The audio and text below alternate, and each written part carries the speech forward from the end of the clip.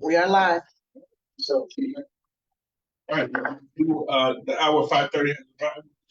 We'll call to order our February 24th Finance and Personnel Committee meeting. Roll call. Alder Horton. Present. Alder Sebastian. Here. Alder Davis excused. Alder Land. Here. Alder McCarthy. Present. That completes roll call. All right. Okay. First item. We need an approval of the minutes. Okay. Oh, all right. Approval of the minutes of January 27th, 2025 meeting. I'll make a motion to approve. Second. All right. All in favor signify by saying aye. Aye. Aye. Opposed? All right. Chairman, Yes. before we start, I'm going to ask if you perhaps consider objection doing an omnibus fashion, all of the renewals of the usuals. So it's maybe just all those items and a quick summary across them. Yep, we have 1, 2, 3, 4, 5, 6, 7 reoccurring grants from the health department. Yes. So would you like me to read the items quickly? I don't have to do staff recommendations, I'll just do the items. Okay. Item number 0151-25, communications sponsored by Alder Horton on behalf of the Public Health Department requesting permission to accept reoccurring funding of $135,251 from Wisconsin Department of Health Services for the 2025 Consolidated Well Women Grant Program. Item number 0152-25, communications sponsored by Alder Horton, also on behalf of the Public Health Director, permission to accept reoccurring funding of $11,855 from Wisconsin Health Services for 2025 Consolidated Preventive Health and Health Services. Item number 0153-25, communications sponsored by Alder Horton, requesting permission to accept reoccurring funding of $53,680 from the Wisconsin Department of Health Services for 2025 Consolidated MCH Maternal Child Health. Item number 0154-25, communications sponsored by Alder Horton, requesting permission to accept reoccurring funding of $25,456 for the 2025 Consolidated Lead Contract. Item number 0155-25, communications sponsored by Alder Horton, requesting permission to enter into an agreement and accept reoccurring funding of $21,000 from the Wisconsin Department of Health Services for HIV Prevention Partner Services. Item number 0156-25, communication sponsored by Alder Horton, requesting to accept reoccurring funding of $34,040 from Wisconsin Department of Health Services for 2025 Consolidated Immunization. And 0158-25, communication sponsored by Alder Horton, requesting permission to accept reoccurring funding of $6,390 from Department of Health Services for HIV CTR testing fee for service. Director Bowersox is here to speak on these 7 items. Yeah, thank you. Yes. First, does anyone have any particular questions on any of the line grants, any of the others? Again, the reoccurring ones that we've had for decades, quite literally. They span working with children that have elevated blood levels to do testing for HIV, contact referral for HIV, also for the Well Woman program for those individuals that are uninsured or underinsured.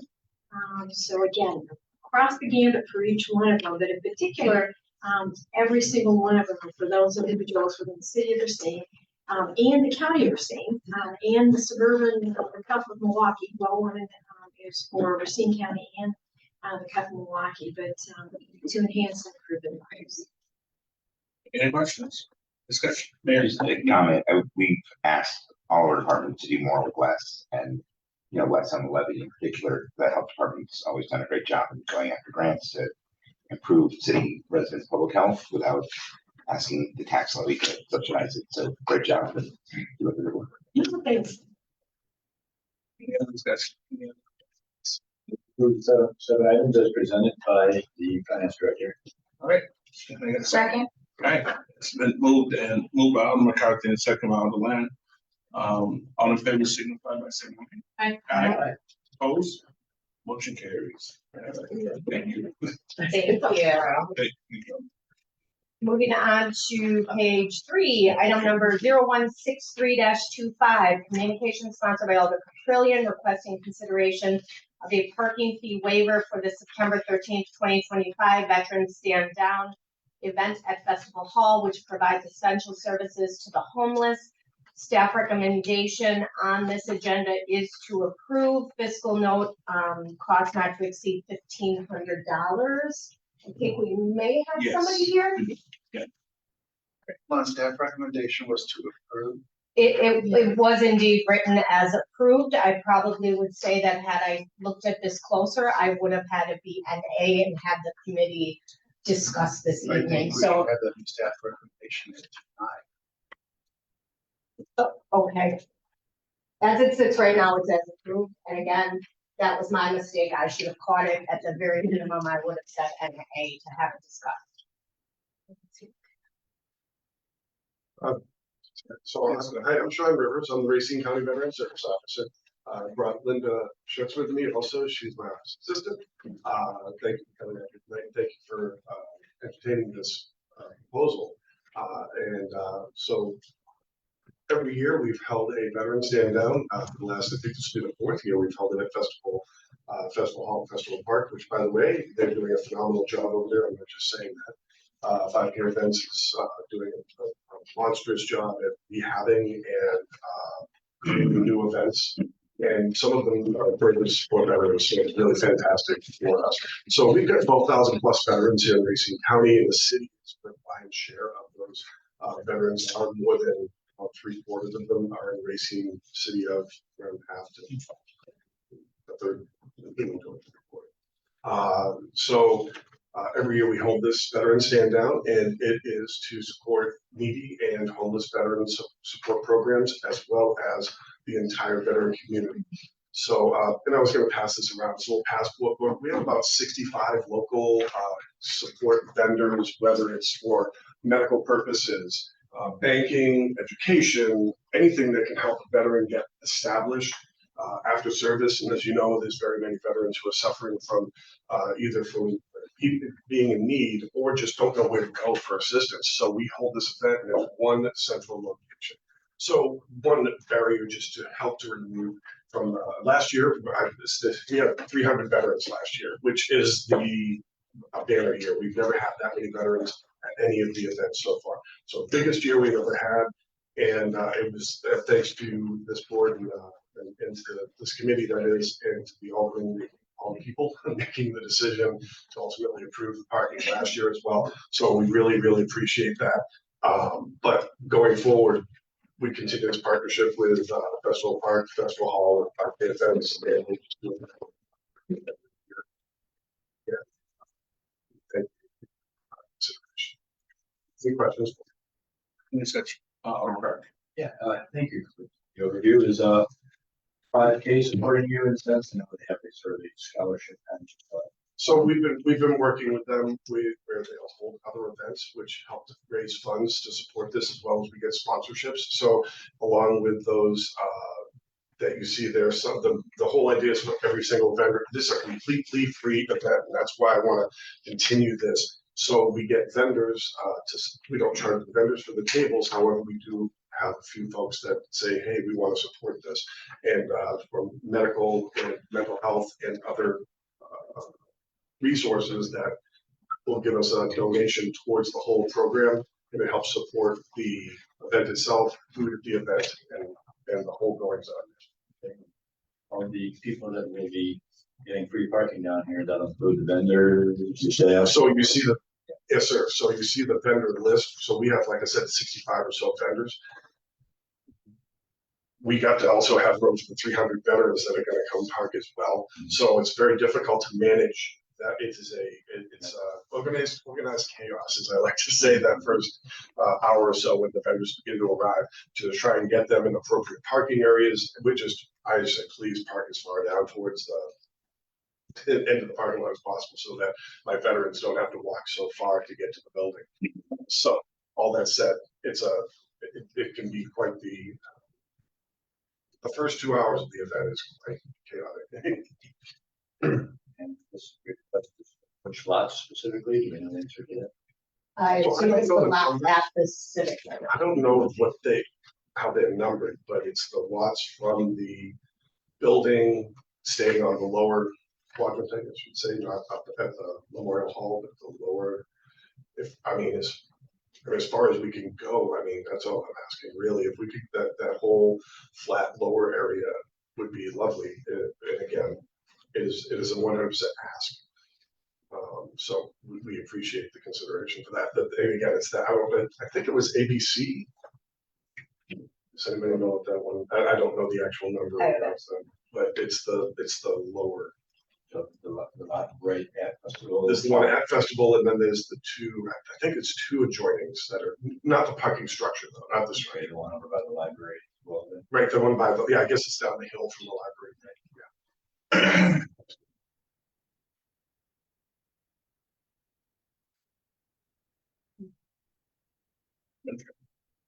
Yes, Alder Horton, members of the committee, thanks for the opportunity to speak on this. I definitely appreciate the service that the Racine Veteran Service Officer provides, and the various different vendors and folks who are going to come and participate in this stand down event. This previously come to my attention before it came here to committee. We've had many different versions of this discussion about Racine and the just the habits that we've gotten into about parking. And there is no doubt here that the Veterans Stand Down is a good event. However, the last thing this committee should be doing, the last thing that the city council should be doing, is making some kind of normative, evaluative judgment about whether or not this particular group is worthy and therefore we should exempt our parking requirements. So why is it that, you know, a veteran services group gets a blanket exception to all of our parking requirements versus like a quilt show doesn't, right? This is just getting down into the weeds, making judgments about what different groups provide that we should just not be doing, right? Parking meters don't discriminate between you're here to do something good or you're here to do something bad or anywhere in the middle. And the parking meter is there to capture revenue that the city needs, and because the city is frankly and should not be in the business of providing free storage of, you know, gasoline vehicles, which is what being asked to waive the parking regulations does. We've had this conversation a number of times. This is why we said all of these requests need to come through the Finance and Personnel Committee before they're going to be approved. Really what needs to happen in this process is that the request comes to us and I say no, which is what I did, all right? However, of course, you can continue to appeal to the Finance and Personnel Committee because you guys are aware of the financial constraints that the city is in. And when we have these various different requests, when we end up doing what we've done in the past, which is like, oh, you're a good and virtuous group, let me give you this, you know, free pass for parking. What it means is that we cost the city of Racine and the taxpayers hundreds of thousands of dollars a year. And it means that you end up then getting caught into the discussion about how virtuous is this group versus how virtuous is that group. I recommend that you do not do that. I think that the parking requirements here are across the board. They apply to everybody. And there's no judgment in it. And nor do I think it's any kind of a particular hardship for somebody to be able to plug the meter. Anywhere you're going to go, if you're going to park your car in a city, you're going to expect to plug the meter. And I think that we have just gotten into a bad habit of this. And I think that whenever these things are going to come before you, I'm going to come here and say, remember you guys said you weren't going to do this anymore? Kathleen's going to say, remember you guys said you aren't going to do this anymore? But it is this kind of habit, and it's not going to have a negative effect on who's going to come and attend and participate in this event. You can park further away and walk if you don't want to pay the parking meter. And by the way, our parking meters are cheap, cheap, cheap. So I would urge for you to reconsider this. We can have a conversation about the staff recommendation and why it came to us the way it did, because my recommendation was very clearly no. So thanks for letting me chime in on that. And I will just chime in on the staff recommendation. He is 100% right. This was a mistake. I should have caught it on Friday. I apologize. It should not read this way. So very much, I apologize, when I was just reading through it, it should not read this way, and Jim's absolutely right. So I do not recommend waiving parking. We've talked about this now a couple of different times. It is why we are requesting that it come to finance and personnel, so 100% my mistake in terms of the staff recommendation. Vice Chair Sebastian. Alder Capellion, who sponsored this, would you care to speak on this I item? would love to, actually. Thank you.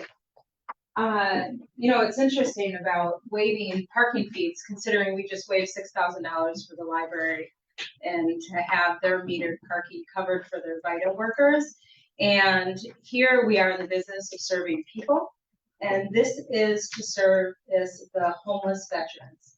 If that is not something that's crucially important, especially with the location and where they are housing this stand down, it is in a population where we are seeing over and abundant of those experiencing homelessness that are in crucial need. We have an organization who's not only bringing themselves into the location where people are in need, but they're putting over 60 some vendors together to reach the population of our community. So if you talk about it's not, our meters are cheap, well, have you ever been homeless before? I have been homeless. Finding porters along the street is not always the easiest thing to do. And those, if you've ever volunteered at a stand down, which I would suggest you come and volunteer at a stand down, you will see a lot of people pulling up in vehicles where all of their possessions are inside of the vehicle with them. That is their home. So if we can offer, what is it, $1,000? It's $1,000. I think we have spent money in the city a lot more frivolously than waiving parking for a couple hours. Thank you for asking, Sebastian. I have, Follow up. what are the times of the event? And I guess I probably should have. So the event is from 10 to 2, and so of course vendors would arrive at around 9. Okay. So, And are they 4-hour meters? well, that's the problem down. So the challenge, I guess you might say, at the festival hall area there's no meters. It's all smartphone driven now, and many of my senior veterans don't have this level of technology that I hold 2 of in my hands.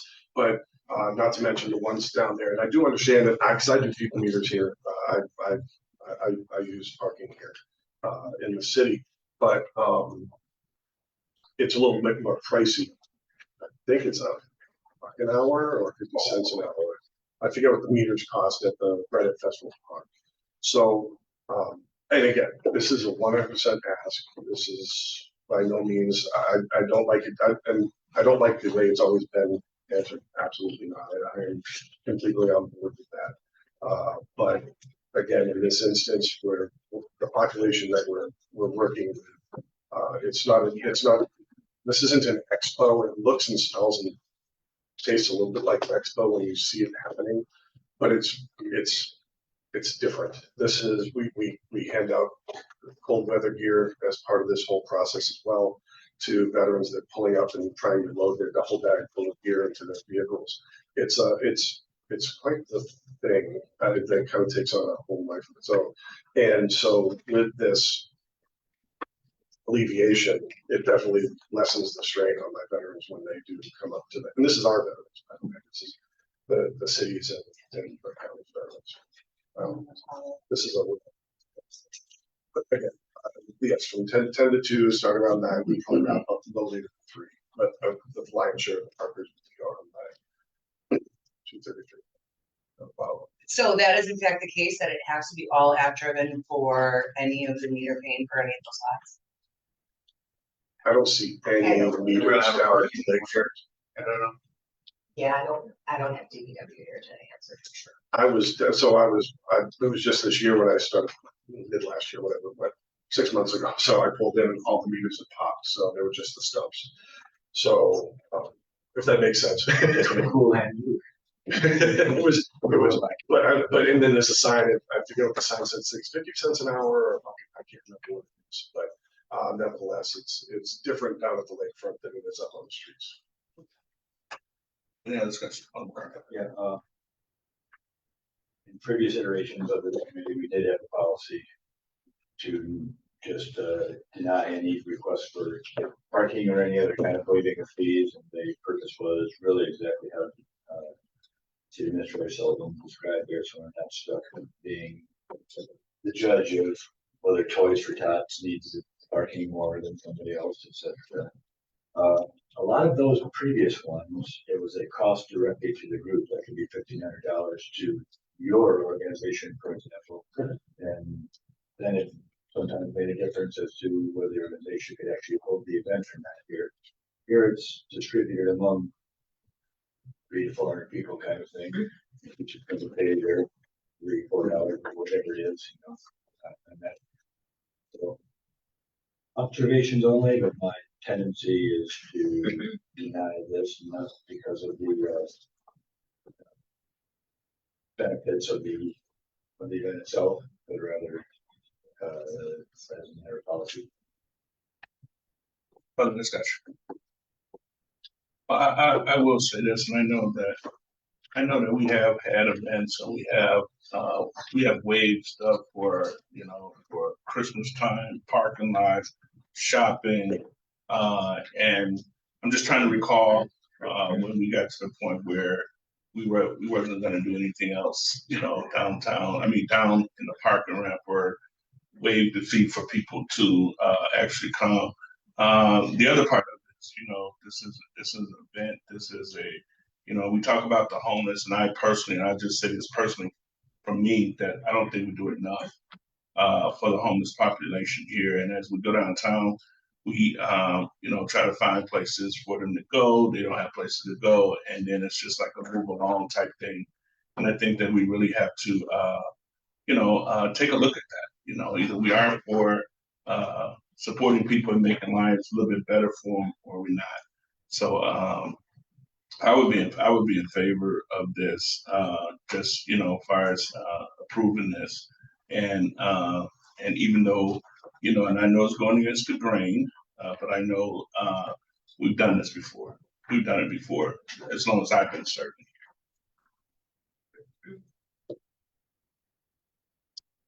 So, any other discussion on the item? Move to approve. Second.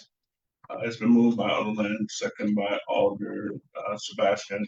All in favor signify by saying aye. Aye. Opposed? Nay.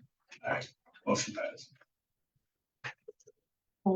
Item 0147-25, communications specialist Mayor Mason on behalf of the Finance Director requesting permission to enter into a professional services agreement with Baker Tilly Advisory Group LP to assist the city with how to determine, preserve, enhance, and claim the IRA 22 tax credits eligible for the Lincoln Community Center Clinic project.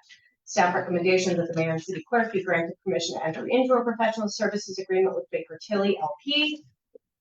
Fiscal note contract is for $146,500, funding available in 4510-450-10-521-0022-912. It's currently estimated that the city, because of these services, will receive between $1.3 and $2 million in direct pay energy credits. Michael Perkins is here from Baker Tilly tonight to sort of describe the services that would be performed under this. This is extremely specialty work. It is not something that I know anything about, to be quite honest with you. So Baker Tilly's experts in this field. So Michael, if you want to go ahead and just explain your services. Yeah, thank you. And thank you all for the opportunity to be here and speak to you today. So Baker Tilly is looking forward to working with the city to provide consulting services, guiding the city through the process of submitting for IRA tax credits that will partially fund some of the costs for the community center. That's going to include some clean energy components, including a geothermal component and a solar energy component, both of which we believe are eligible for IRA tax credits. So we've worked with, you know, hundreds of clients in the past, guiding them through that same process for similar projects for similar clean energy properties. And our services kind of constitute an end-to-end solution for that, from, you know, determining project eligibility, getting an initial estimate of the likely amount of tax credits that can be received, and then making, you know, as the project moves along, guiding the city through the process of making sure to meet all the different requirements involved in qualifying for those tax credits, in order to maximize the amount that the city will receive. And then once, post-construction, we'll work with the city to make sure all the documentation, the required documentation is in place to, to submit the claims for those tax credits, and then guiding the city through the process of actually submitting those claims. Typically our IRA tax credit services can be broken down into 4 different components. So phase 1 would be, again, determining the eligibility of the project and giving an initial estimate of, for your budgetary purposes, like how much you expect to receive at the outset, because that's not going to be possible to get that. The IRA is not going to rubber stamp something and say you're going to get this exact amount of tax credits. Obviously, to make that final determination, we would have to wait till post-construction and making a final determination. Phase 2 would be guiding the city through, meeting all the requirements necessary to maximize those tax credits. Once you move to post-construction, phase 3 again would be, doing a formal cost segregation analysis and making a final determination about the exact amount of tax credits that will be received and then what exactly the city will be submitting claims for. And then phase 4, again, as I mentioned, provide all the documentation that the city needs to actually submit those claims and guide the city through the process of submitting those claims. So in terms of what we believe the city will be eligible for, in terms of IRA tax credits, there's the base credit, which would be 6% of the eligible project cost, and there's all sorts of rules that go into determining what costs are eligible. Are they eligible at 100% or something below 100%? Are they allocable across the project costs? Like for instance, soft costs like project management, we kind of divide that up pro rata across all line items and kind of apply it that way. So there's a lot that goes into determining the eligible costs. But then the base credit would operate on those eligible costs at 6%. We believe, both of these components, the geothermal and the solar energy, would qualify for that base credit. There's also, if the project meets prevailing wage and apprenticeship requirements, there's a 5 times multiplier, so that would bring that 6% up to 30%. And there's a qualifier there, if the projects, the clean energy properties don't produce more than a megawatt of energy, you actually qualify for that 5 times multiplier without needing to meet the prevailing wage and apprenticeship requirements. And I know, we're in initial discussions. I think the geothermal and the solar combined maybe over a megawatt, but we may be splitting, or the city may intend to split those up separately so that each would be under a megawatt. So you would qualify for that 5 times multiplier without needing to meet the prevailing wage and apprenticeship requirements. In addition to that, there's a domestic content bonus of 10%. So that would take you from 30 to 40%. And we have domestic content experts that can walk through that process. It's a very, I'm not one of those, by the way, but it's a very involved process of analyzing the supply chain and determining whether or not you meet all the requirements that go into qualifying for that 10% domestic content bonus. So that brings you up to 40%. And then based on the location of the community center, we believe that the project also qualifies for the low income community bonus of another 10%. So that would bring it up to 50%. And I should mention there's a distinction there with the low income community bonus, whereas everything else I mentioned is an entitlement, meaning if you meet the requirements, you're entitled to the tax credit. The low income community bonus is by application. So there's no guarantee that you'll get it, but we do believe that this project meets the requirements to submit an application for that. And that may be granted, somewhere below 10%. It's uncertain. It's not an entitlement like the other requirements. And so, again, very preliminary estimate. We believe this, the tax credits that these 2 deployment projects may qualify for will total somewhere around 1.2 million, potentially higher. I think it's kind of a conservative low-end estimate at this point. And then in terms of timelines, I think the projects are anticipated to be completed around September 2026. And so that would imply filing for tax credit by May 15th, 2027. And then about 3 or 4 months later, you could anticipate a direct payment for the tax credit. So so that payment would come through sometime late summer 2027. With that, are there any questions? Yes. I have several in mind. Thank you. Yep. First of all, this is budgeted where specifically? I see the number of it. Yeah, so this would be coming out of actually our general obligation bond fund that we're authorizing actually in the next item. So again, we're doing this bridge loan. This is one portion of the things that we're doing the bridge loan for, because obviously we wouldn't get the credits till 2027 Are you anticipating capital funding? for the 68 million.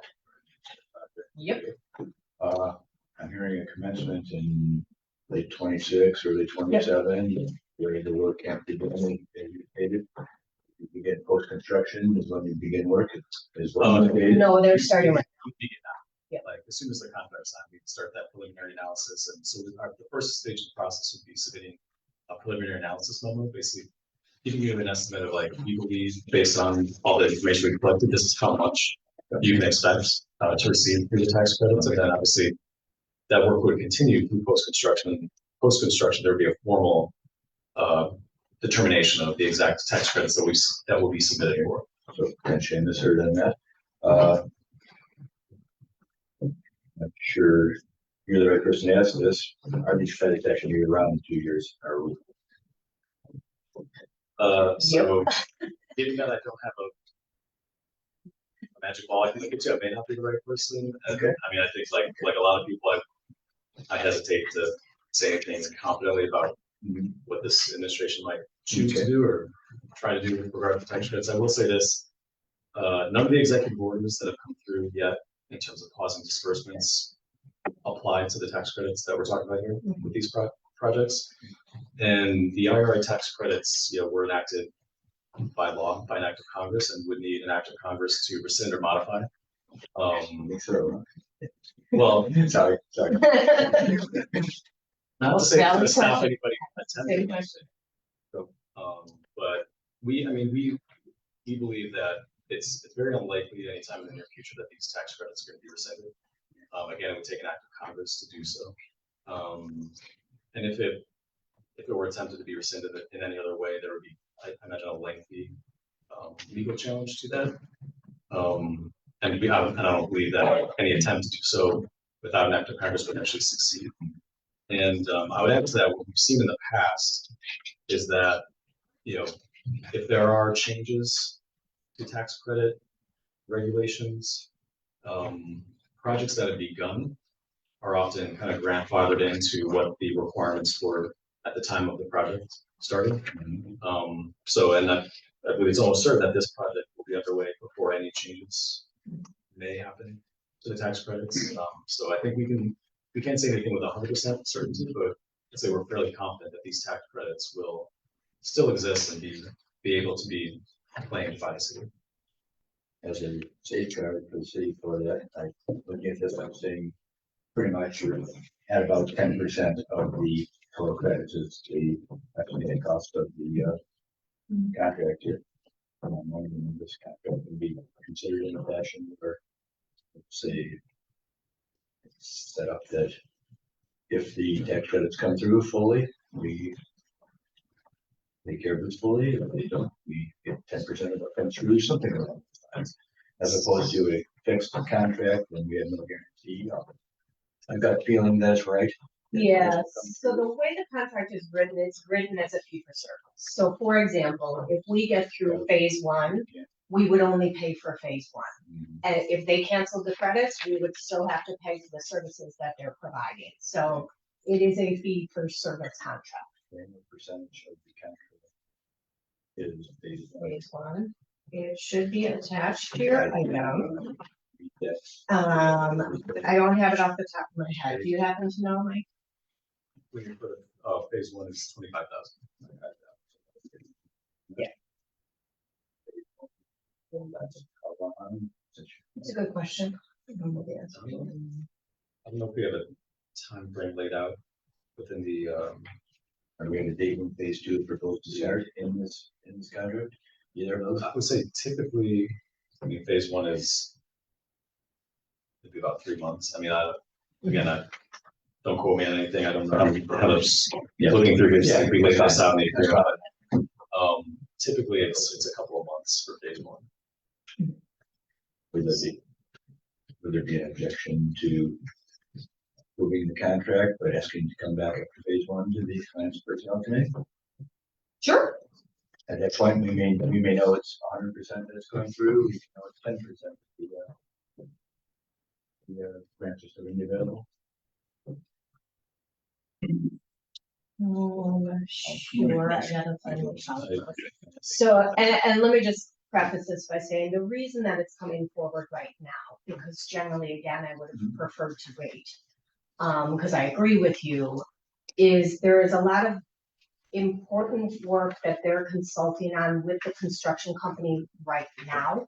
For example, the solar and splitting the solar, we would have never known to do that had they not already said, hey, by the way, if you're over a megawatt, we have a problem. So that's the reason why I was bringing it now, is because there are things in the very early part of construction, particularly because the geothermal comes first, that's why we wanted to bring them on now.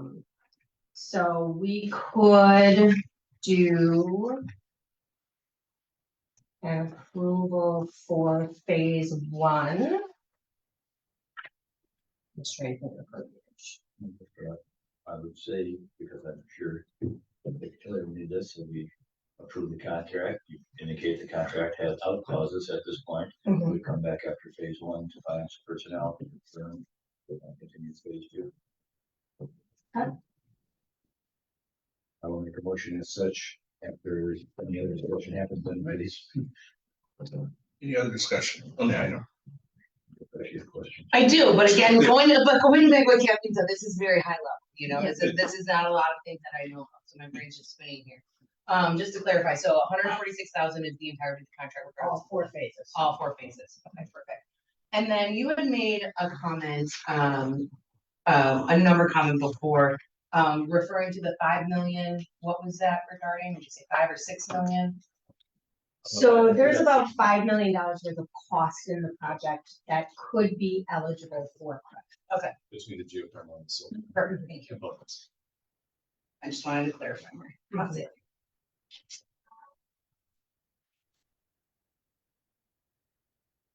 Any other Yeah, questions? but There's a Go add ahead. commentary Yep. to the concern about kind of phasing or the revisiting this after phase one. And I think the concern is that it is around the tax credits, just maybe not being there and not wanting to be locked in should they go away. Or perhaps you find out only $1 million eligible. I think that's likely, but perhaps you will find that out.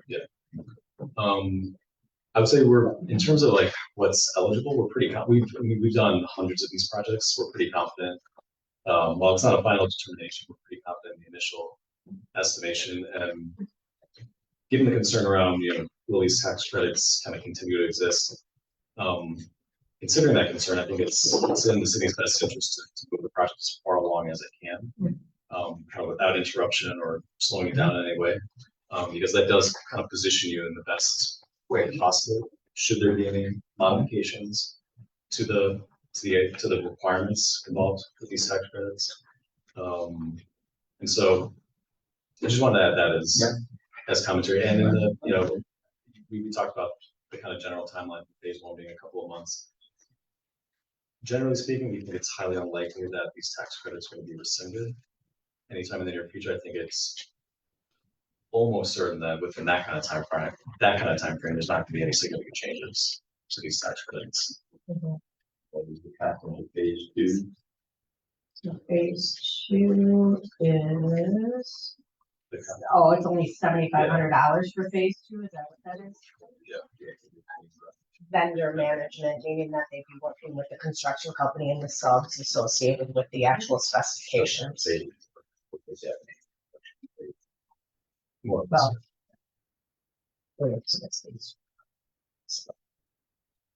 I would say the most expensive piece of the contract was phase three, which is about $47,000. Any further discussion? Sorry. Very, and then phase one and two, or just So move to approve the contract with the agreement that the status of the contract will be reviewed by finance personnel committee after phase two. Got it. I'll second that. Okay, a motion, Alderman McCarthy, second by Vice Chair Sebastian, all in favor, signify by saying aye. Aye. Opposed? Motion carries. Thank you. Thank you. Next section.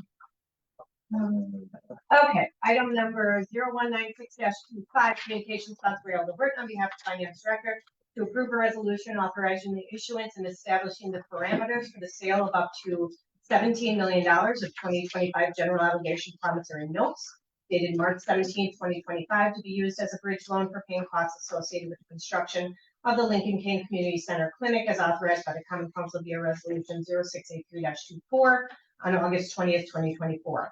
Staff recommendation is to approve the resolution authorizing the issuance of $17 million of 2025 general obligation promissory notes dated March 17, 2025, to be used as a bridge loan for paying the costs associated with the construction of Lincoln King Community Center Clinic as authorized by the Common Council via Resolution 0683-24. Fiscal note, short-term note to cover construction costs before other funding sources are available. Estimated interest rate is 4.21% with payments due in year 26 and through 27. I'll do an initial. I added some additional stuff to this legislative item before I bring Brad up here from Beard. We're all familiar with Brad. He comes and visits us every so often. So there were a couple of things that I attached to this legislative item to give a brief update on the Lincoln King Community Center Clinic, the funding sources, as well as the project. So one of the things attached to the legislative item is the monthly project report that we get from Concord Group, who is our owner's rep. This has really great information for both community and the regular other members of the Common Council. I do suggest you read through it. It will give you all of the detail associated with the project and particularly the timeline associated with on the back that we talked about. It'll give you spent to date. It gives you all the information associated with it and some pictures of kind of the progress. In general, the site is under construction. If you've driven past it, you will see things happening there. They will start going vertical relatively soon here after the thaw. And they will start, as we said, with some of the geothermal and things like that, that they will start with. A lot of utility work that has to be done. As you know, there's lots of We Energies hanging there. All of that's going to be buried. So we're working very diligently with that. Also attached to your legislative item was a summary of funding sources, which I wanted to give you, which isn't quite as pretty as kind of the kind of charts and graphs that I gave you last time, but this is what I work off of on a daily basis. I'm sorry, did I skip you? No, we're good. I'm sorry. So at the top here, to just look through the sources associated with the project. The project itself has a $68 million budget, just over $68 million. That is the exact dollar amount of the project itself. The funding sources up at the top there, you will see what's called NMTC. That is New Market Tax Credit Equity. We've talked about this a little bit in the past, but we have 5 different investors that are investing in the new market space. It is one of the reasons why we are being required to do this bridge loan today. It is very, very likely that we will not spend this bridge loan until September. We're going to spend all the other money first before we spend our bridge loan, aside from a little bit because Brad says we have to. But that is why we have to do that bridge loan today. In a regular environment, if we didn't have this new market structure, we would borrow this probably next year. Okay, so you have those new market investors, which are fantastic, and it's a great, great example of investment into our community by all of them. Then we have some We Energies grants that we were awarded a year or 2 ago. We have the State Healthcare Infrastructure Grant that everyone is familiar with. That was a $20 million. We have the City ARPA direct funding, which the Finance Committee authorized last September, of $18 million. A small fund for Lake Michigan. We have a donation from the Bucks. That's the Connington Fund. That's for the gym floor, $250,000, which we're excited about. We have a direct allocation from HHS, that's federal CDS, which means federally congressionally directed spending through Health and Human Services for $2 million. We have some cash on hand in our bond fund right now under previous authorization, and then the note anticipation note of 17. It is my intention with this 17 to set it aside in a separate high interest bearing account, because we won't be using the vast majority of the cash. In that account, all of the interest earnings will be set aside to pay for the interest associated with the bond. Higher than 4.21. Hopefully, we're at 4.58 in the pool right now and 4.61 in my wind trust account. So we are a little bit ahead of that. We do have to be a little bit careful with laws and regulations associated with what's called arbitrage. So we do want to be a little bit careful, but just know that these funds will be very specifically set aside in a separate account of high interest bearing. And then down below are some potential funding sources that we either have in application status right now, or potentially going to apply for, or are going to come late. So the IRA direct pay rebates, like we talked about.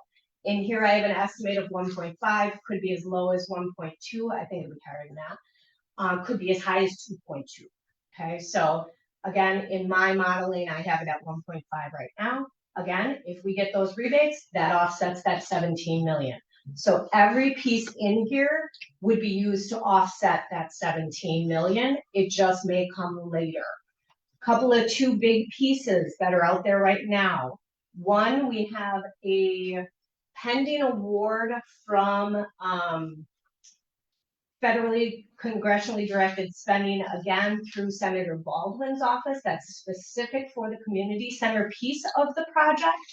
That has already been, what would you call it, Mayor, like published, but it's not all the way through the allocation process. Into the bill, they're still waiting for the budget bill to pass. Correct. So we would anticipate hearing a final on that in about May or June. And then a $9.5 million grant that came through the Committee for Environmental Justice grant associated also with the community center piece of the project. That one is under application status pending award. There's a digital equity grant out there. So we're getting money all over the place, or attempting to get money all over the place, whether it's private donation or whether it is grant funding. And you see those come through. So any mix of these will all offset that 17 million in terms of bridge funding. Okay. Thank you. Mhm. So there's two big ones, going back to our previous item. Yep. Potentially at risk, at least, and it's Yes. something called environmental justice grant. Sounds like it's a lot at risk. Yeah. Honestly, at this point. Yes. So this means we have $17 million we're hoping to get money for this way. If we don't, in 2 years, we'll have to do something like long-term bonding for that $17 million. Correct. So what we would have to do is we would have to refinance the note, which is what is intended to be done anyway. We would refinance the note long term. Right. We would refinance the note long term to whatever solid portion of debt that the city of Racine would have to absorb. So you are absolutely right. There is a potentiality there. It makes me very sad because it was a perfect grant for this project, but you're absolutely right. That's the one I worry about the most. Okay. And secondly, cash on hand bond fund. Yes. So within our regular bond fund, there is cash on hand for things that were either underspent or interest earnings on bonds that were way higher than what we originally anticipated.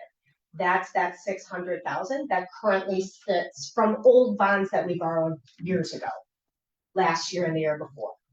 So at this point, we're in essence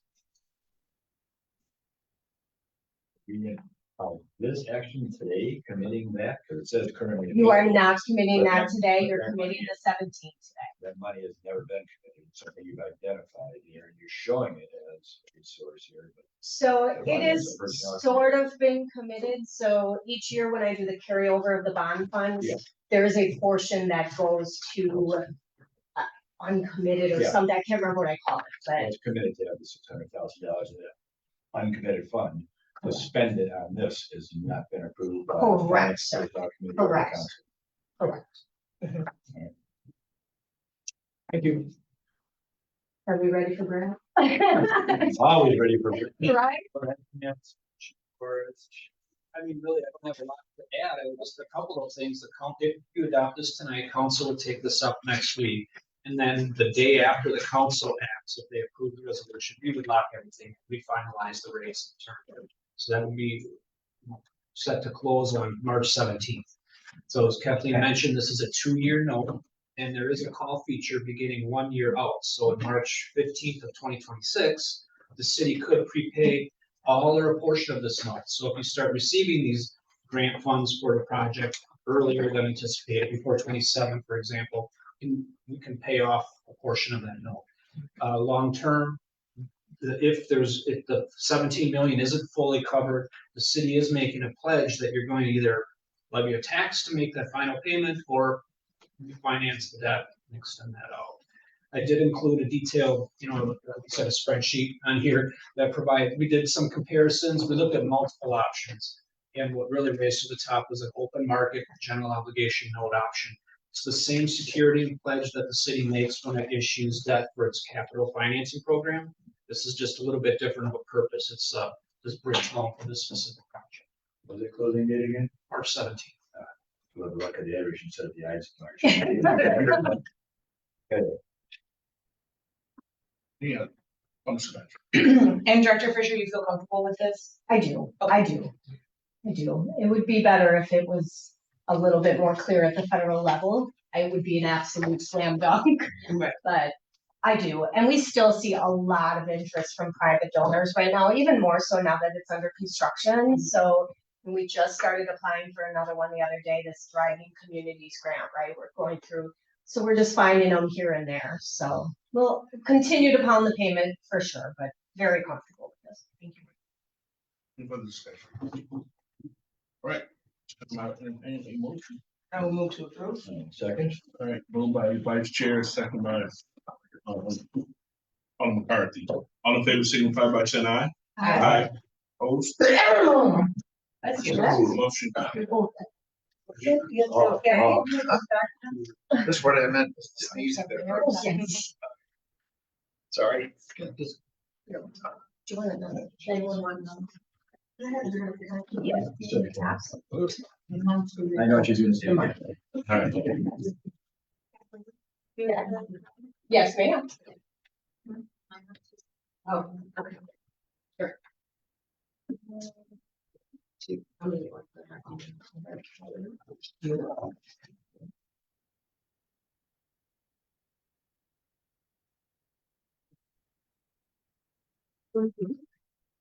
right, thank you.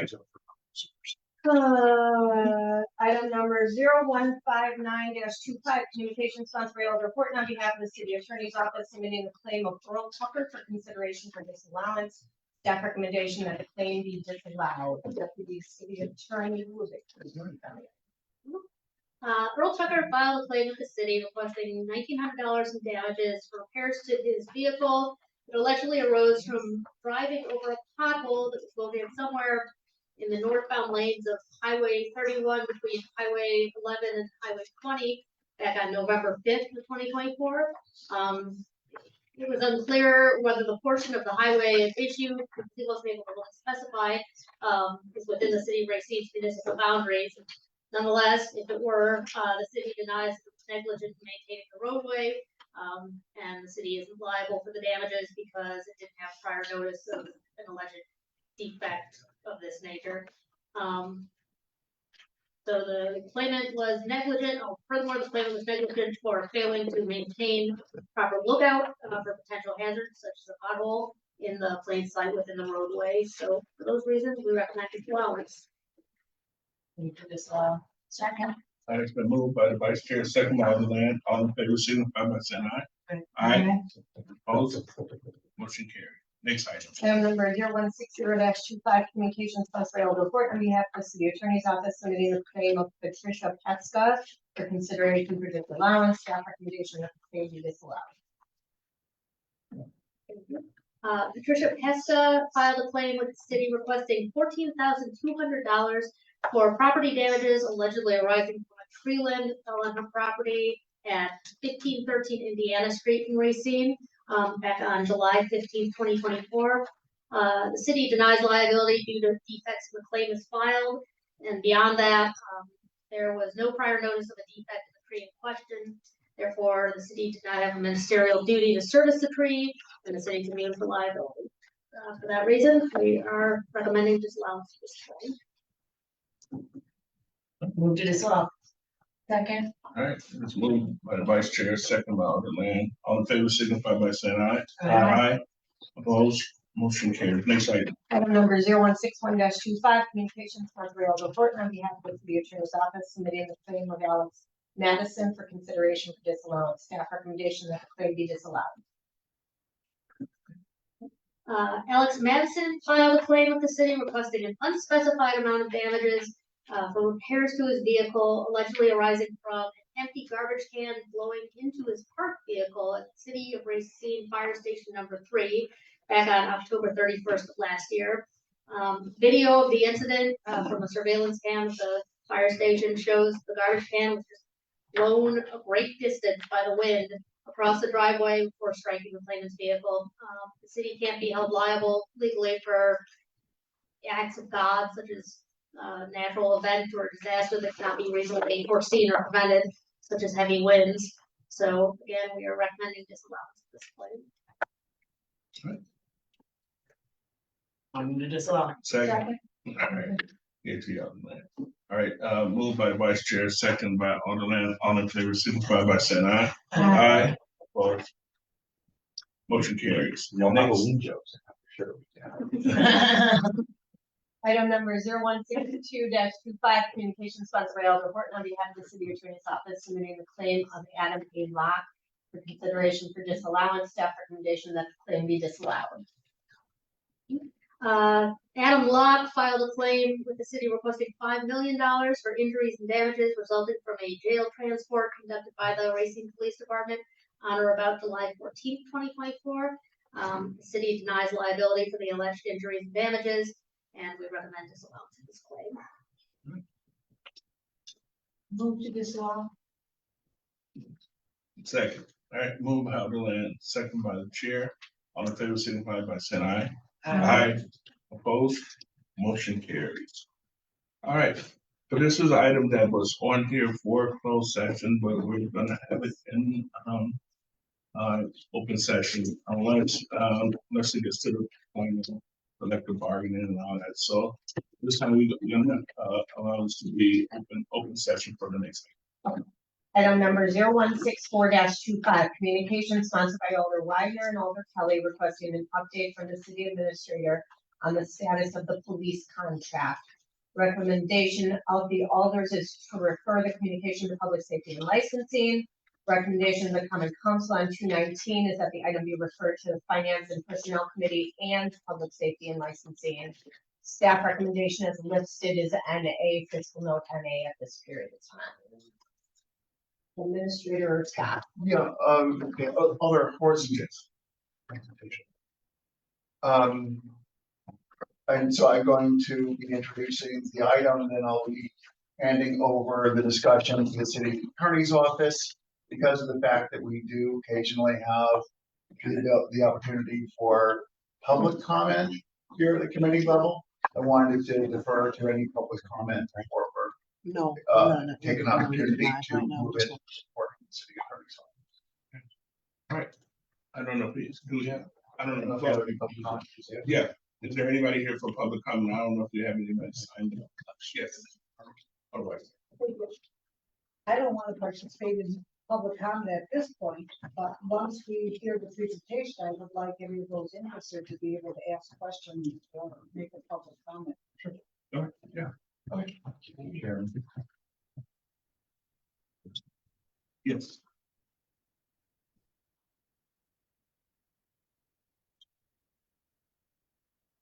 Hey.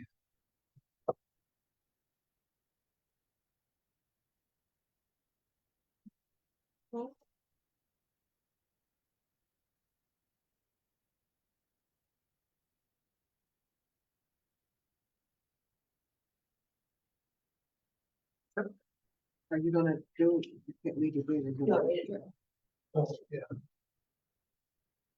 Jim's just gonna do. All right, Alder Horton, members of the committee. Thank you very much. for the opportunity to come and talk to you with an update on the collective bargaining agreement for the Racine Police Association. We've had certainly a number of different discussions about this, particularly as we've had it. Some folks come to speak to us about this during the public comment section before our city council meetings over the past month or so. So it's appropriate that we are here to talk to you guys at Finance and Personnel, because just as a reminder, you guys really are where this starts. You guys are the ones who empower the city's collective bargaining team to be able to go out and meet with employees, or in this case, the employees designated bargaining entity, the police union, to be able to enter into these agreements. And that is then brought back to you guys and ultimately to the Common Council for that approval. But one of the things that we also expect to see here is that when we're going to have discussions around collective bargaining, that there are certain ground rules that are followed by both of the parties in the course of doing that collective bargaining. And one of those is that we agree to bargain in good faith, such that we don't then go and try this labor negotiations in the public sphere, that we don't do so in public forum or in the media. And so this is where it's been it's a great opportunity for the city's collective bargaining team to be able to come and present to you guys an update of where in the process we are at. Because of our rules around public comments and common council meetings, we really haven't had an opportunity to reply about this. So the city attorney's office is going to take us through a PowerPoint about this. As many of you are aware, I was not here for most of this since this was first brought up in the 2001 through 2024 tentative agreement. So there's a couple of dates that I'd like for you to keep in mind as we take a look at this. One is, we've heard a number of different times that the city and the police have had to go through the past several years without any kind of a contract in place. It's not unusual that you would have a contract that is put in place after the expiration of the previous contract. That is in fact kind of standard to the process of collective bargaining. But moreover, it's important to remember that the city actually agreed to this tentative agreement. In fact, Common Council approved this on March 21st of 2023. And the Racine Police Officers Association agreed to the same agreement on March 16th. Since then, after having reached that tentative agreement, there has essentially been an effort to bring in language around retiree healthcare benefits and kind of bootstrap that into the contract. This is a good point for us to remember, particularly as you guys are balancing the budget or talking to your constituents, that nearly 60% of our city budget right now already goes to fund public safety. And our ability to continue to fund those kind of healthcare benefits becomes a continuing topic of discussion as whether or not that is an appropriate topic for discussion in collective bargaining. There has since been a subsequent legal case, which the attorney's office will discuss with you. A decision came down from the Dane County Circuit Court, which was then referred to the WERC. The WERC is supposed to make a decision on a timely basis when a court has deferred a decision to them. And in fact, the statute says that a WERC is supposed to make these decisions within 15 days. Well, we've been waiting on this for 15 months. And so that has really gotten us to the point where we're at a very difficult crossroads right now, a log jam. We're waiting to hear from WERC as to how we're going to apply this Dane County decision. And we're trying to move forward. We're trying to basically get WERC off the dime. And if we have to pursue different means of doing so, we're going to go ahead and try to do that. However, in the meantime, what I want the committee and the rest of the Common Council members who are here to keep in mind is a couple of things. One is that the city completely delivered on all the agreements that we had in this 2001 to 2024 agreement. There is nothing that we agreed to that we have not delivered on. And that includes that we have paid 15% wage increases to members of the Racine Police Association for 2021 to 24. We agreed to those pay increases and we paid those pay increases. So we continue to operate based upon what we had agreed upon.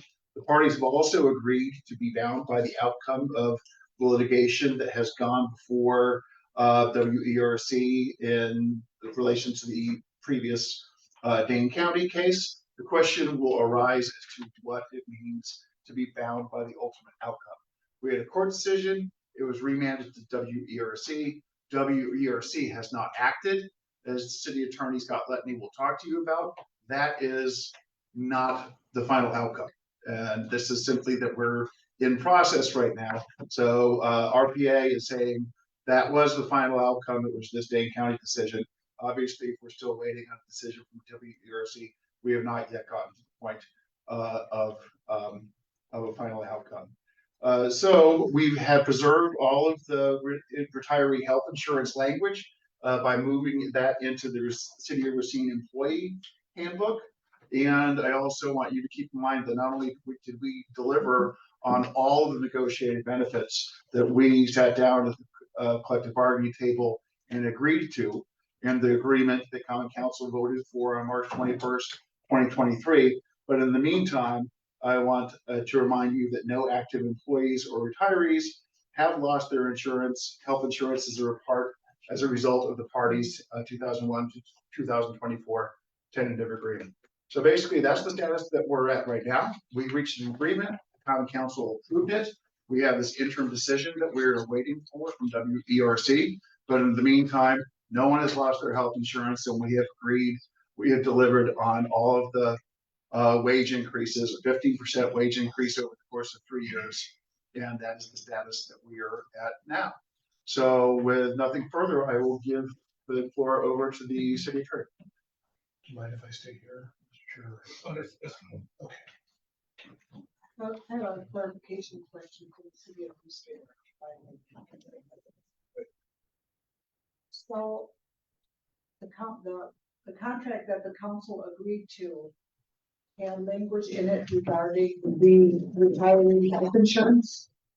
The City of Racine has agreed to provide health insurance to retirees, but that was done by resolution. So that was not a part of the contract. And in the meantime, that has been an issue of discussion that I think Scott will get into further as to whether that was a permitted or a prohibited topic of the collective bargaining. There you go. I will provide you more detail on this overview slide. So collective bargaining, I apologize if this is a little bit primary for you.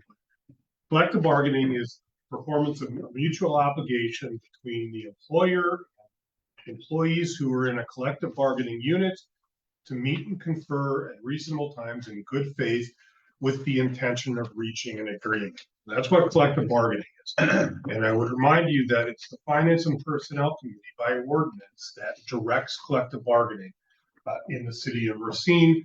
And again, by ordinance, the city administrator is the one that is directed to lead the negotiation team, which includes finance, city attorney's office, and the human resources department. So initial attempts at collective bargaining with RPA. So first of all, the prior contract with the Racine Police Association expired December 31st, 2020, so a little over 4 years ago. And the city at RPA started negotiating in December of 2020. It seemed at that time that we weren't going to be able to come to an agreement. By the way, you will recall that the Common Council made some pretty significant changes to the city's health plan employee-wide prior to that time. But the bargaining stalled as to whether certain insurance proposals are prohibited subjects of bargaining. So, in Wisconsin, Wisconsin Statute Section 11170 is the Municipal Employment Relations Act. That is the statute that directs collective bargaining, who can be bargained with, under what circumstances, and what things can be bargained. Covers more than that, but that's also in there. And this is a quote from a case in 1976 that still is good law. That there are three broad categories of collective bargaining, where collective bargaining is required. Sometimes that's called a mandatory subject of collective bargaining. Where collective bargaining is permitted but not required, that's referred to as a permissive subject of collective bargaining. And where collective bargaining is prohibited, so a prohibited or illegal subject of bargaining. Mandatory bargaining in Wisconsin extends only to matters of wages, hours, and conditions of employment. That's pretty standard across the country. Permissive subjects of bargaining are management and direction of the governmental unit, where the employer may, but is not required to bargain. And prohibited subjects of bargaining are matters that are prohibited or illegal because they are contrary to state or federal law. And the Wisconsin Court of Appeals has said, where a subject of bargaining is unlawful, forbidden, a prohibited subject of bargaining, there can be no negotiations, and neither party can insist on including it in a collective bargaining agreement. Wisconsin State Appellate Court. So, given that we weren't getting anywhere with collective bargaining, the city team, we actually had conversations with RPA, but the city team requested the Wisconsin Employment Relations Commission to issue what's called the declaratory ruling. The declaratory ruling is asking the Wisconsin Employment Relations Commission, please explain the law to us. We don't understand what's required. Would you please tell us what's required? So that's what the city did in February of 2021.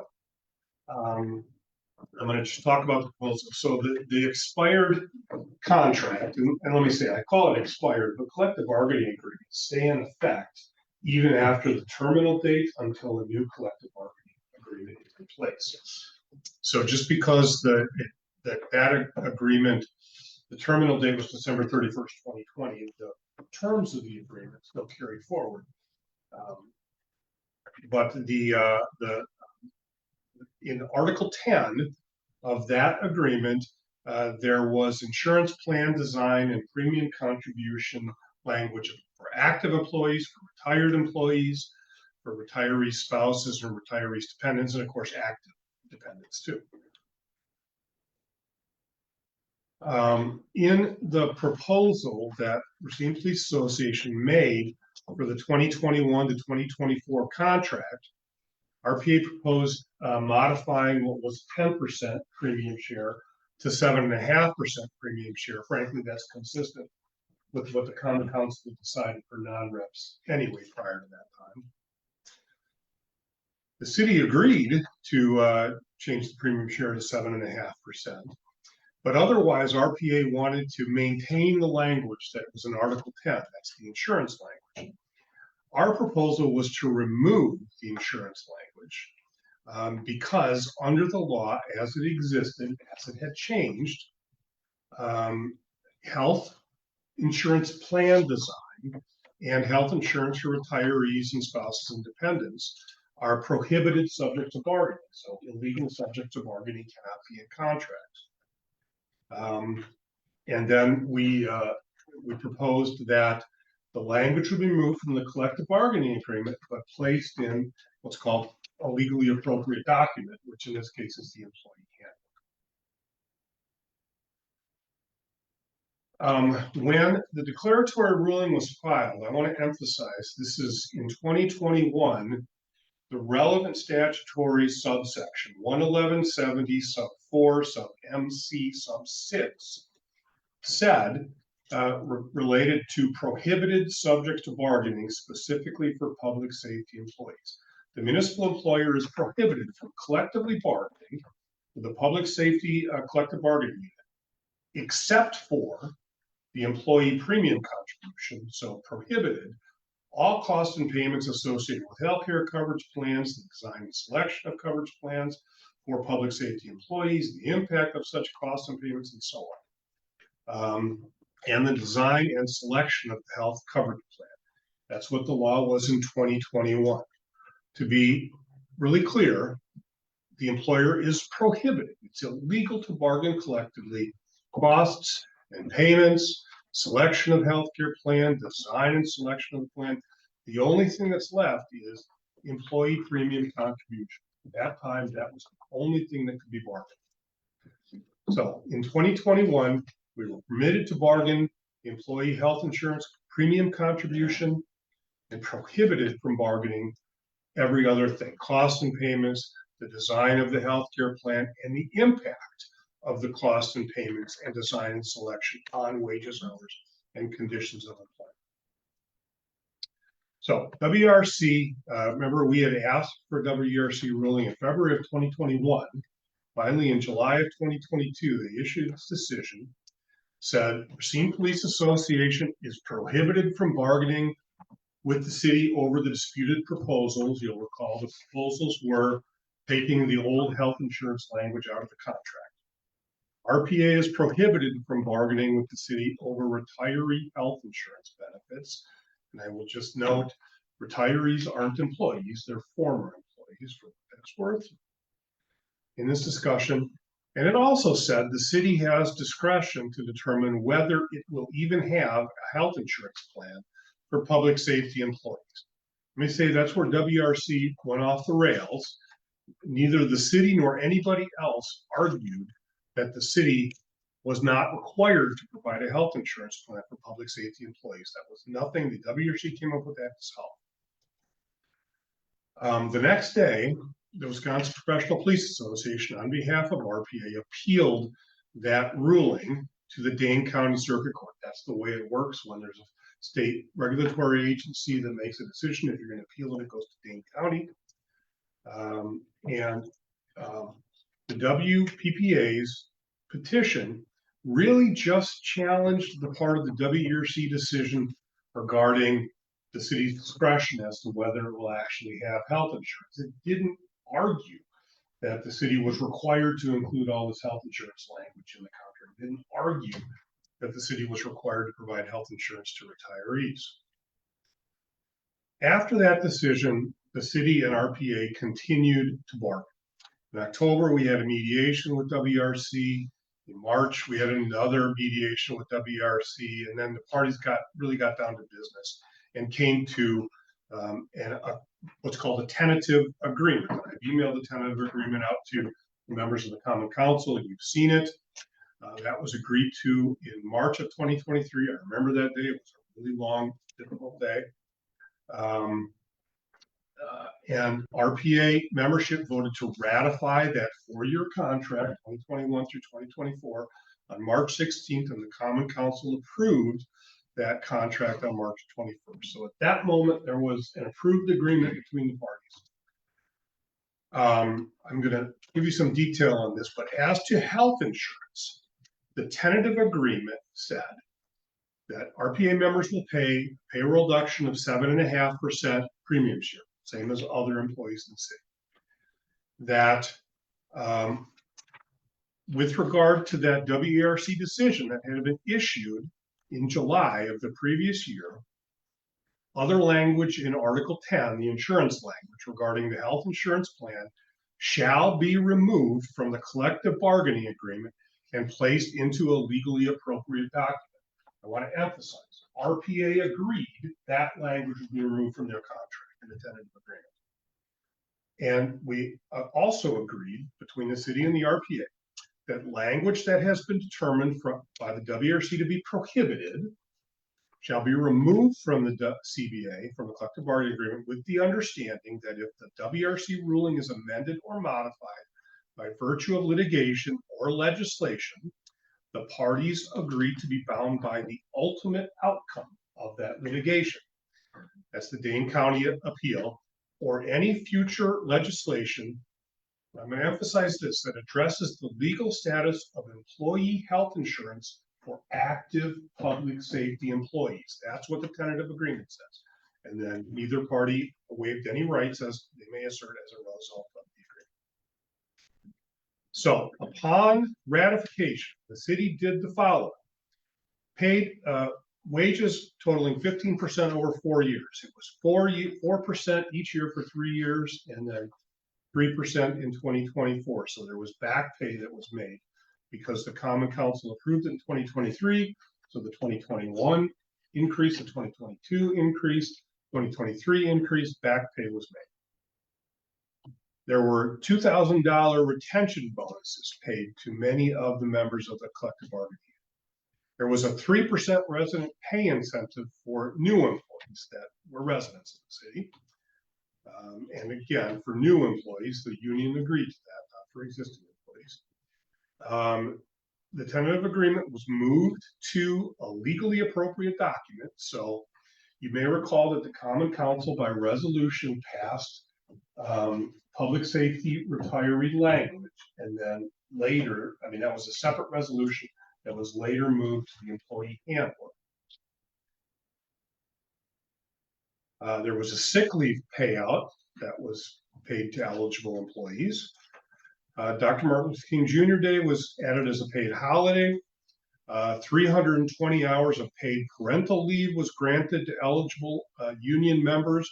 There was more. There was a change to the patrol shifts that RPA wanted to 4 10.5-hour days, and that was implemented. Then on October of 2023, the Dane County Court issued its decision on the appeal of the WRC. The Dane County Court, Judge Frost, specifically said the issue of whether municipalities may choose not to offer health insurance to public safeties was never raised by any of the parties before WRC. Again, the city never claimed it didn't have to provide health insurance to police and fire. And the court implicitly said that the court explicitly said that the statute implicitly requires municipal employers to offer public safety employees health insurance. The court did vacate the ruling of the WRC and ordered the WRC, it remanded the case, sent the case back with directions, told WRC to rewrite its decision to be consistent with the Dane County Circuit Court's decision. And if you were to read the Dane County Circuit Court's decision, you will see that the only thing Judge Frost was addressed was this existence issue, whether or not there exists a right to health insurance or a right to bargain health insurance. The judge did not say all that prior language about health insurance has to go back into the contract. The judge did not say the city is required to bargain about retiree health insurance. The judge did not say those things. So because the Dane County Circuit Court has explicitly sent it back with directions to rewrite the decision, the matter has not reached its ultimate outcome.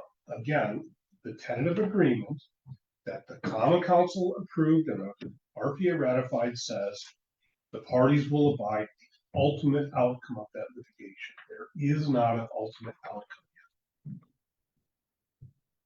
So days before the Dane County Circuit Court issued its decision, the legislature passed 2023 Act 34, which of course we heard about. And that statute said it's intended to clarify the section that I've been talking about, 11174 MC6. The legislature said Act 34 was intended to restate the law that existed. It wasn't intended to change the meaning of this section as it existed before. And the only thing Act 34 addressed was this existence issue, whether there exists a right to bargain or the city implicitly is required to provide health insurance. So this is what Act 34 ultimately said. And I'm going to go back and talk about the legislative history of it. But the only things that were added to 11174 MC6 are the ones that are in bold and underlined. So added, except, so remember that these are prohibited subjects of bargaining. except for whether or not to provide healthcare coverage, and except for the employee contribution, everything else is prohibited. Costs and payments associated with healthcare coverage plan, the design and selection of healthcare coverage plans for public safety employees, the impact on everything else. And the court said, excuse me, the new law said, for purposes of this division, design does not include the decision as to who is covered by a healthcare coverage plan selected by the municipal employer. Now, what the law now permits is bargaining over the employee health insurance premium contribution, which we always have done. This is new, whether or not healthcare coverage is provided for public safety employees by the municipal employer. It permits bargaining over that. Again, the city has never said the city's not going to provide health insurance coverage for public safety employees. And employees are permitted to bargain over which public safety employees are covered by the municipal employer's healthcare plan. It still prohibits bargaining over all costs and payments associated with healthcare coverage plans, the design and selection of healthcare coverage plans, and the impact of such costs and payments on wages, hours, and the conditions of employment. And I will just remind you that we have a court saying, if it's prohibited, you may not have it in the contract, and you may not bargain. Do back one slide, please, quickly. Sorry. Previous. What is allowed is which public safety employees are covered by the health plan. Right. The word employee is there. The word employee is in the statute. Meaning active employee? I have a slide. Rest. So let me just say to presage Alderman McCarthy's question, when we are doing analysis of legislation, we're trying to interpret what it means, we look at the plain language of the statute. That's the first thing we look at. There's other rules if the plain language is not clear. So retiree health insurance has never been permitted under this statute because retirees are not employees. They're past employees, they're retirees. And if the legislature had wanted to include health insurance for retirees in Act 34, it could have done so. In fact, both the state Senate and the Assembly introduced an amendment to the original bill that would have required retirees to be covered, but it wasn't ultimately approved. So this is the language that was in this identical substitute amendment. So State Bill, Senate Bill 120 and Assembly Bill 120, the substitution. This language would have been included if it was approved. Design does not include the coverage of current employees and their dependents, including coverage upon an employee's retirement, death, or disability. This was proposed and voted down in committee and not moved forward. This is ultimately what the law changed to. For the purpose of the subdivision, design does not include the decision as to who is covered by a health coverage plan selected by the municipal employer. And I will just say it one more time, the Assembly and the Senate considered adding retirees and others and decided not to include that. So even if we weren't just looking at the plain language, we have legislative history here to help guide us. And here is the plain language. And some of them are emphasized. So except for whether or not to provide health care coverage and the employee premium contribution, all costs and payments associated with healthcare coverage plan and the design and selection of healthcare coverage plans by the municipal employer or public safety employees and the impact of such costs and payments, design and selection of the healthcare plan on wages and conditions of employment of the public safety employee. For purposes of this subdivision, design does not include the decision as to who is covered by a healthcare coverage plan selected by the municipal employer. And I would just note on the third to fourth line, the municipal employer is defined in the statute by the municipal employer for public safety employees. So the legislature rejected, again, the language to have broader language to cover retirees, and it limited this statute to municipal employer healthcare coverage plans for public safety employees actively employed by the municipality. It didn't authorize broad. So here's what's going on. The matter is on remand from the Dane County Court back to WRC. We've been waiting for a decision. It's been fully briefed by the parties. I will say, so we got the decision in October of 23. There was some more action before the Dane County Circuit Court, and the Dane County Court issued another decision that essentially reaffirmed its decision in February of 2024. But so we've been waiting that long now, a year, for a decision by WERC. Subject to the outcome of any subsequent appeals. I mean, RPA or presumably the city might not like the decision of WERC and has the right to further appeal it. Dane County Circuit Court still has jurisdiction over it. But whatever the WERC says, or if there's a later appeal, we will, the city will follow what's required by the law. So as to actual contracts, the written contract that's written based upon the tentative agreement. In September of 2023, the city provided the RPA with a draft of the collective bargaining agreement consistent with the parties' tentative agreement that we talked about. In May of 2024, RPA asked us to resend it, which we did. In November of 2024, RPA sent the city their version of the contract, and I have to say, I heard somebody say in public comment that they sent a signed version of the contract. Nobody that I've asked that would have received the signed version can remember seeing a signed version, only an unsigned version. And again, in December of 2024, the city sent RPA an updated draft of the contract. I want to correct one other thing that I've heard in public comments, that the city has spent almost or more than $1 million in this. It's just not true.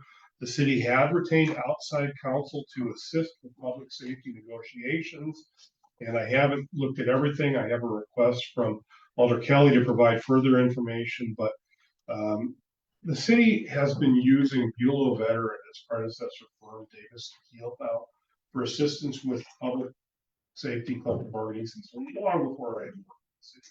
It's just something that we've done. We phased out that kind of thing now because the Common Council has been generous with our staffing.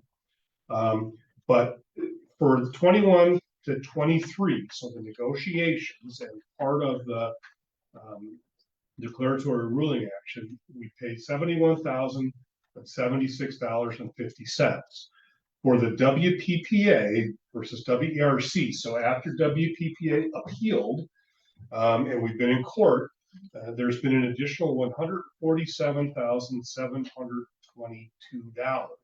So if I add those together since the beginning of 2021 through now, it's $218,798.50 that the city has paid outside counsel for this. You may think that's a lot of money, but it's not $1 million. I suspect we may have paid Bulow Vetter a lot of money over the years because we use them for a lot of different things. So where we are right now is the city has provided RPA with a draft that we think is 100% consistent with the tentative agreement. They approved, and we have said if we get a decision from WRC, we'll abide by that decision, or the ultimate outcome if it goes back to the Dane County Court. RPA has sent us one which frankly returns all the health insurance language, everything about retirees back into the contract, essentially the way it was when the prior contract hit the terminal date on December 31st, 2020. So, reiterating key points. City and the RPA ratified a 21 to 24 tentative agreement, a 4-year agreement, ratified by the RPA and the Common Council in March 2023. Under the terms of the tentative agreement, the city has fulfilled all of its obligations, including the payment of 15% wage increase to members of the RPA. And then real quick. Approved March, We sent a draft in September of that year. What happened? between- Well, sometimes it just takes a little time to actually draft the contract, make sure it's right. The history of what we normally do is the city attorney's office will draft a contract based upon tentative agreements and send it to the other side for review, and then after they sign it, then it comes to finance and personnel committee and finance director and HR and so on. So If I can just chime in there. The payments were actually made, all of the back pay associated with this, as well as the implementation of the new wages in the tentative agreement were paid somewhere between April 10th. There were multiple payments made, but between April 10th and April 24th of 2023. So extremely quickly thereafter, the tentative agreements. So any argument that there isn't a contract is belied by the fact that the city complied with all the terms of the tentative agreement. So again, regarding to the ongoing dispute over health insurance language, the parties have agreed to be bound by the ultimate outcome of the litigation, which isn't done. And it was granted WERC and or any future legislation that addresses the legal status of employee health insurance for active public safety employees. That's exactly the language in the tentative agreement. We have done that. Any disputed retiree health insurance language has been reserved. Common Council by resolution, passed a resolution and moved into the employee handbook, and no active employees or retirees have lost their health insurance as a result of this tentative. So that's what I have. Any questions? Yes, Sebastian. So in synopsis, would it be safe to say what we're just waiting on right now with WERC to get their butts in gear? I think that's a fair assessment. We are waiting for it. And I really can't explain what it's taking. Thank you. I understand in September, sending over a draft, we may have signed that. At what point, when does one normally sign this? Well, so I've been here 19 years, about the collective bargaining that whole time, every single time. And you remember long ago, we had lots of unions. We had 15 unions when I started working in the city. The way it has always worked is the contract is drafted, sent to the union, they review it, they sign it, and then it comes back as the doctor on the finance and personnel committee members who sign off on it, goes to the HR director, the city clerk, and ultimately have to send it to mayor. Always after the union signs off. This is kind of practice, there's tradition. Right. Thank you. Any other question? Oh, on that. I hear you're referring it as a tentative agreement, but it was already agreement. It's Right. not tentative anymore. Sure. In collective bargaining, the negotiating teams work together and sign. We initial off on what's called the tentative agreement. That means the bargaining team for the city and the bargaining team for RPA have agreed on something that they believe their constituencies are going to approve. And then historically, and what happened in this case, it goes to the union first. The union leadership, presumably, I'm not there, presents it to their membership, either makes a recommendation, however they do, and then union membership votes on it. In this case, we were told that RPA had voted to approve the contract, and then it comes to the Common Council, who also asked for that. At that time, it became what I would consider to be a binding agreement. It's just not a signed, reduced collective bargaining agreement, but we all agreed to obey what the tentative agreement said. Right. Other, Kelly, again, A couple questions on some of the things you mentioned. You, going back to the beginning, you mentioned that there was a law that changed. Could you reference which law you're referring to? Yeah, that's that Act 34 that we've talked about that changed 11170, sub 4, sub ed C, sub 6, that added that additional language. Okay, and then the resolution that was passed, do you have the date? Oh, do you have the timeline in my story? The resolution approving the contract, the tentative agreement? You mean the resolution approving the retiree language? Yeah, that's in the handbook now. It was first approved on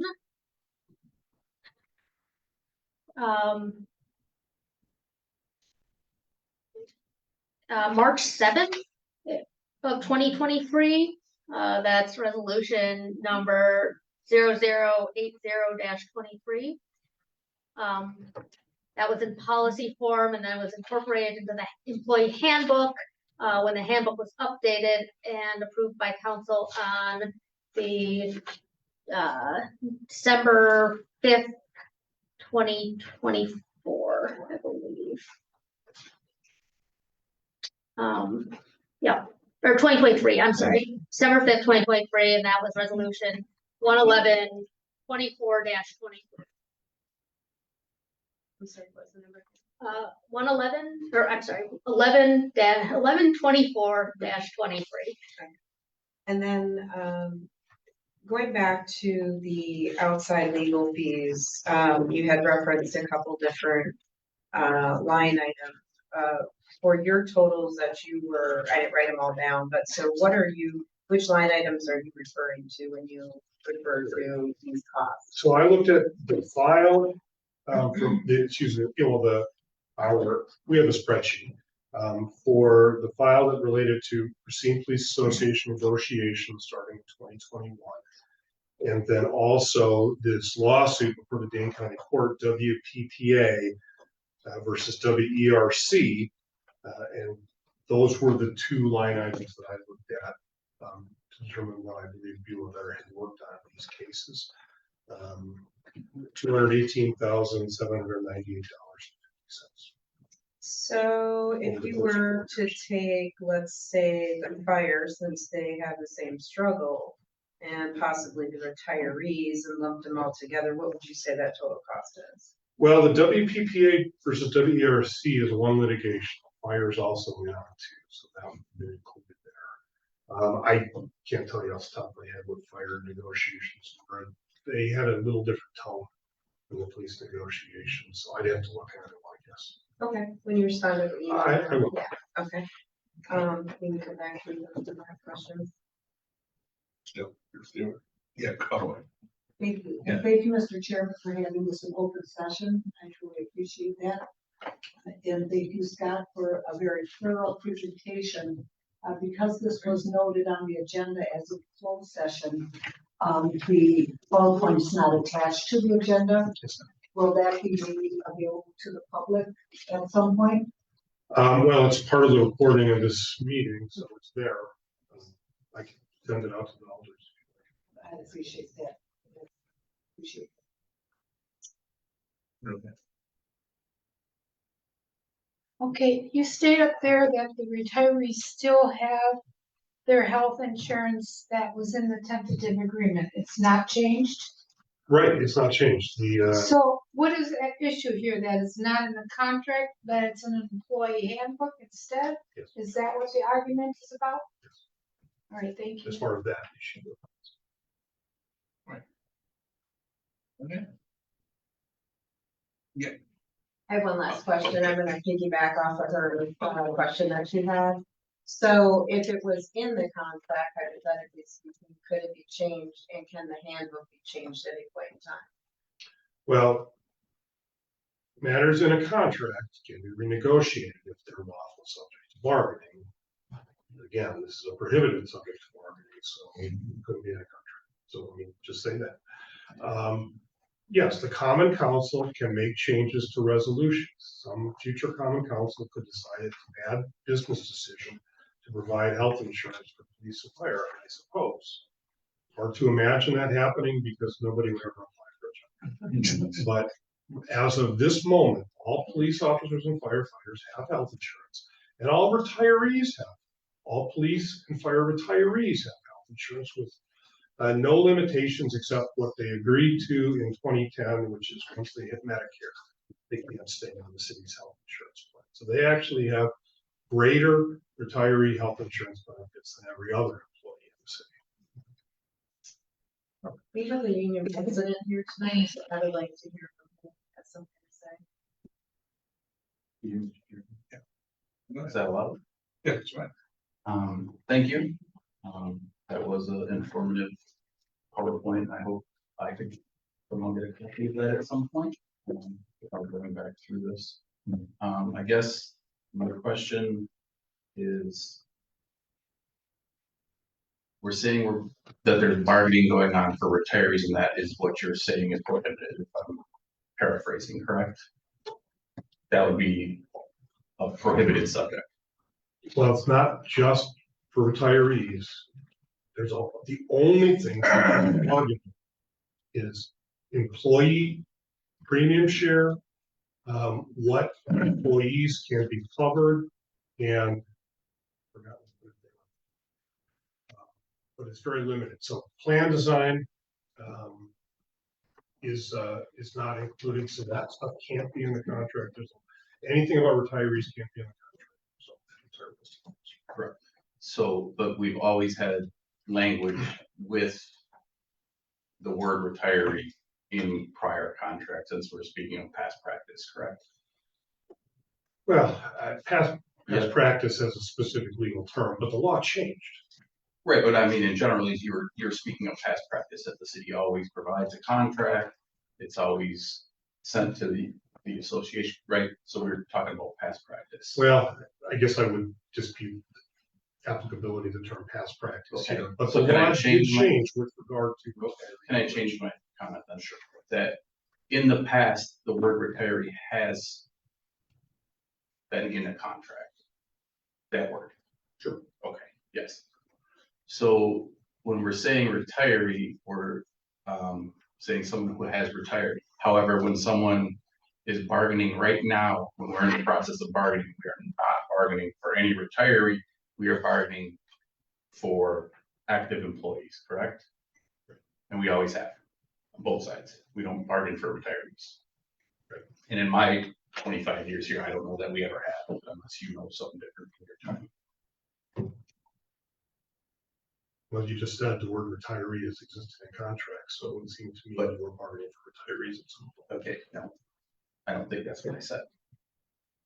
Anyway, so when we are hiring a new police officer and they're signing multiple forms, is there part of it that explains, in whether it's an HR form or whatever, what it takes to qualify for healthcare upon retirement?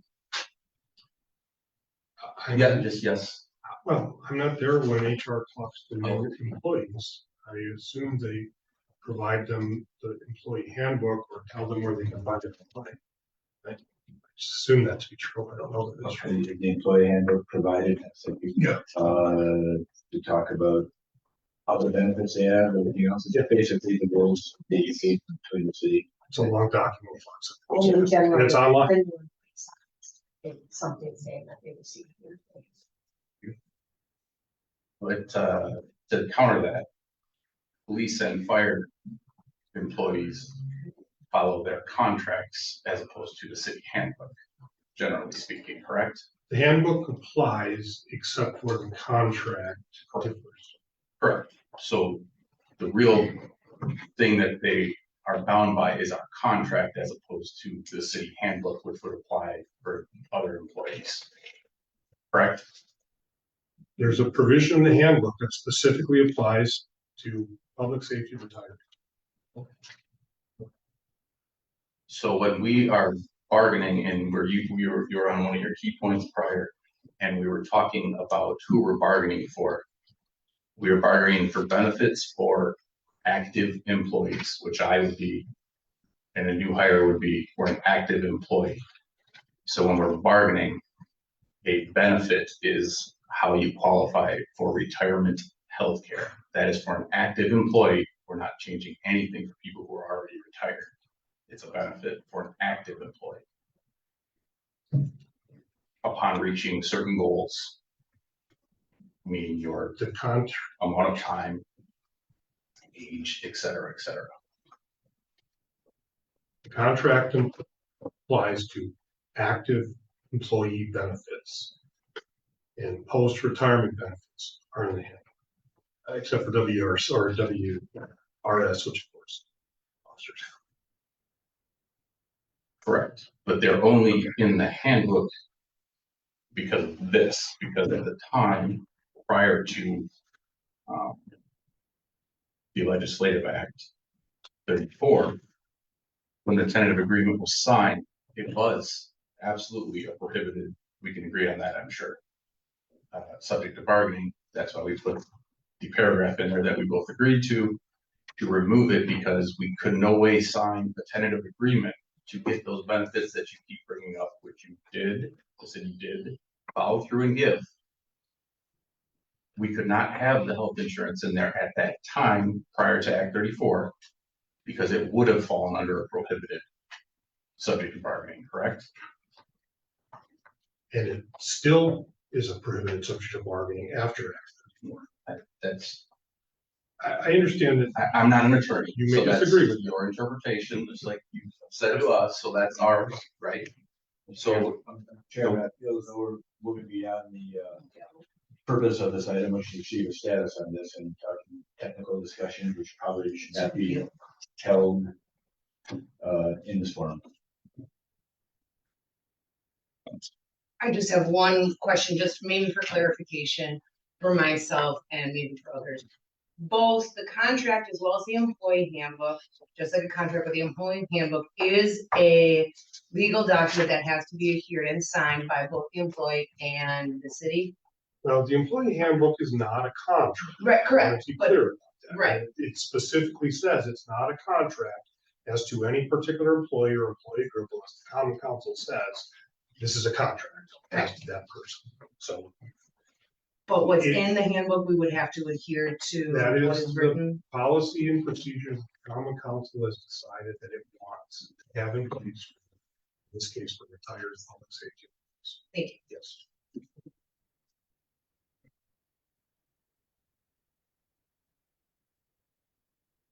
There's no action on this, right? Because that's an update from. I will entertain the motion to receive. So I was maybe preface that by saying I appreciate the continuing conversations and the expectations of work here as well. But I don't see any action that the finance personnel committee should be making. At this time. That's what I move to receive and file. Moved by Alderman Carter, second by Alderman. Yes, all in favor, signify by saying aye. Aye. All right, this is an item, Denise. Yes, Kate? Oh, yeah, escape on there, I'm sorry. And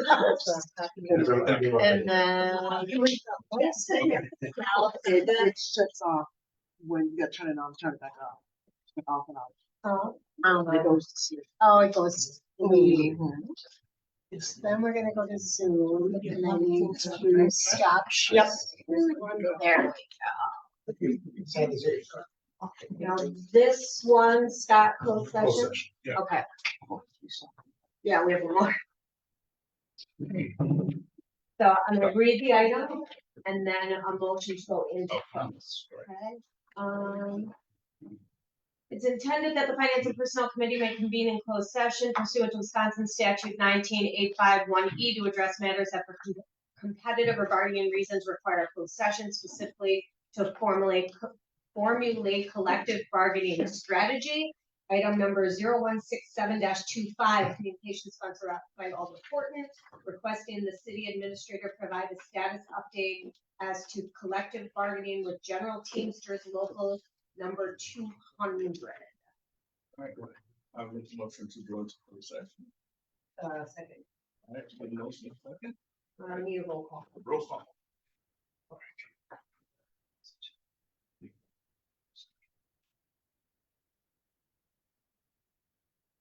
Alder Burton, Aye. Alder Sebastian. Aye. Alder Davis excused. Alder Land, Aye. Alder McCarthy. He said aye, he told me, Oh. he had to go to washroom. That completes roll call going to the closed session. Yeah. Pretty much.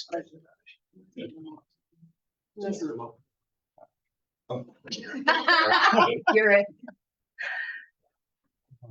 Yeah, make sure. Go ahead. Well, I don't think we need that. No, don't. we need to come back Stop, into stop, session. stop. We stop. We can pause it. So make sure you hit mute too.